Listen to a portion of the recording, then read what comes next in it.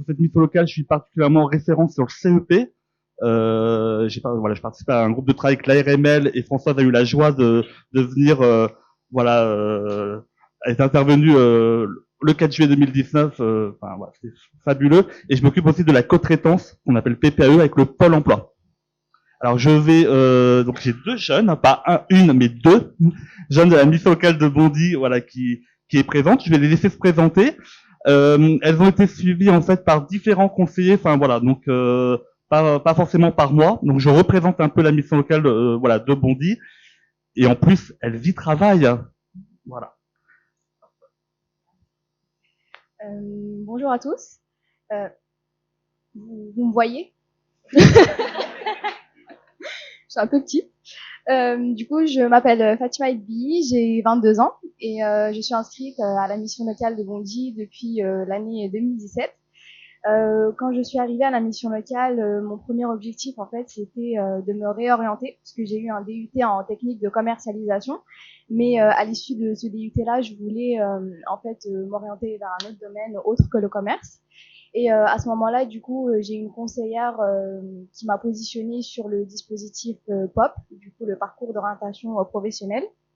Donc, durant ce POP, on a travaillé sur plusieurs pistes qui pourraient me plaire, notamment la piste du social et de l'accompagnement, que j'ai beaucoup apprécié et je voulais vraiment voir un petit peu les différents métiers dans ce secteur-là, ce que ça pouvait me plaire, ce que ça pouvait donner. Du coup, j'ai réalisé plusieurs stages, notamment au CCAS de Bondy, donc le Centre communal d'action sociale à Bondy.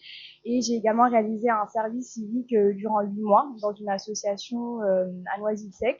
Donc j'ai fait de l'accompagnement à la scolarité et j'ai donné des cours d'alphabétisation pour des adultes non francophones.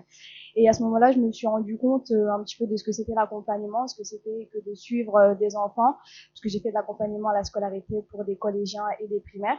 Et j'ai vu ce que c'est que l'accompagnement avec les adultes qui ne savaient pas parler français et ce que c'était l'accompagnement aussi avec des jeunes.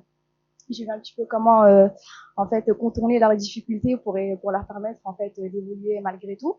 Et ça m'a beaucoup plu. Donc une fois que j'ai fait ce service civique là, je me suis dit bon, je vais travailler dans le social, dans l'accompagnement. Et le métier de conseiller en évolution professionnelle m'a intéressée. Du coup, je me suis dit que la personne qui me suivait, pourquoi pas faire son propre métier.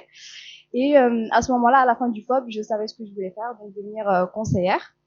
Donc pour pouvoir aboutir à ce projet-là. Mon autre conseillère, du coup, parce que j'ai changé de conseillère entre-temps, m'a positionnée sur la garantie jeune. Donc là, c'est un accompagnement plus renforcé, donc durant 1 an.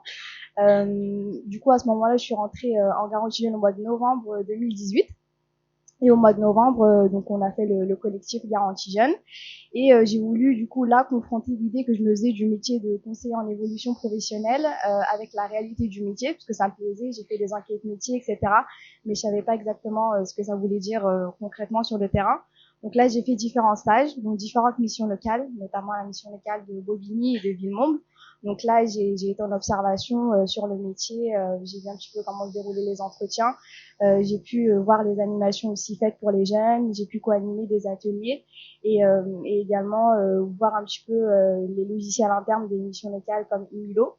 Et ça m'a beaucoup plu, je voyais que ça me correspondait. Donc là, mon objectif pendant la garantie jeune, c'était vraiment d'avoir un maximum de compétences et de visibilité sur le métier. Je vais finir. Et là, je voulais faire une formation, mais du coup, il y avait le côté financier qui était assez conséquent. Donc, j'ai su qu'à la mission locale de Bondy, on recherchait un agent d'accueil. Donc, je me suis positionnée. J'ai été recrutée en tant qu'agent d'accueil à la mission locale de Bondy pour commencer. Donc, ça a été très formateur pour moi. Et après, j'ai évolué sur le poste d'agent administratif sur le dispositif Garantie Jeune. Et j'espère pourquoi pas devenir conseillère en insertion professionnelle par la suite dans cette même structure. Alors, pour vous faire sourire là entre les deux, moi nous avions demandé au binôme un moment de l'accompagnement et pas toute votre vie, voyez. Et là, je m'aperçois qu'en fait, les gens ils font ce qu'ils veulent, quoi. On a beau donner des consignes, c'est absolument terrible. Donc, et c'est évidemment passionnant et intéressant. Je merci beaucoup. Est-ce que vous pouvez intervenir maintenant à vous? Puis alors, du coup, essayez d'être synthétique, parce qu'en fait, on commence à prendre la parole et puis ça plaît, hein. Enfin, c'est normal, moi c'est pareil. Allez-y. Bonjour à tous. Alors moi c'est Abdoul Zemil Habibi, j'ai 26 ans. Donc, je me suis inscrite à la mission locale depuis juin 2014. Donc, je savais pas un peu ce que je voulais faire, je voulais me réorienter. Donc je me suis inscrite à la mission locale, j'ai effectué le POP, le parcours d'orientation professionnelle. Donc j'ai effectué plusieurs stages, un à la mairie de Bondy, un en tant que comptable. Donc là, ça m'a permis de savoir ce que je voulais faire. Donc j'ai fait un long break et j'ai revenu voir mon conseiller à la mission locale qui m'a proposé un poste en tant qu'agent d'accueil à la mission locale de Bondy. Avant ça, j'ai effectué un stage d'une semaine d'observation. Donc j'ai effectué le stage, ils m'ont pris en contrat PEC. Et pourquoi pas évoluer par la suite à la mission Tout le monde locale suit de les Bondy. acronymes de tous les dispositifs du monde, il n'y a pas de souci, hein, on est à l'aise, hein, on fait OK. Et donc pourquoi pas une évolution par la suite, faire une formation pour devenir CI. Quoi? Conseiller d'évolution professionnelle. Voilà, c'est ça. Bon, bah Par la écoutez, suite. les conseillers donnent des envies à de jeunes gens de devenir conseillers, c'est que ça doit plutôt bien se passer. Merci beaucoup, mesdames. Merci à vous.